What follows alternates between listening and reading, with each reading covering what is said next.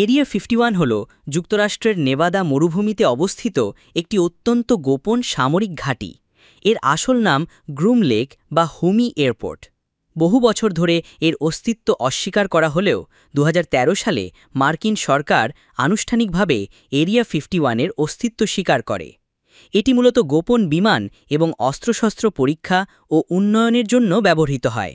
U-2 spy plane, A-12 অক্সকার্ট এবং F-177 Nighthawk stealth ফাইটারের মতো অত্যাধুনিক বিমান এখানে পরীক্ষা করা হয়েছে।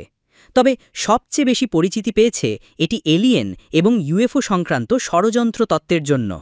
অনেকে বিশ্বাস করেন এখানে নাকি ভিন গ্রহের প্রাণী ও তাদের মহাকাশযান লুকিয়ে রাখা হয়েছে এবং সেগুলোর ওপর গবেষণা করা হয়। এই ঘাঁটির আশেপাশে কঠোর নিরাপত্তা ব্যবস্থা আছে।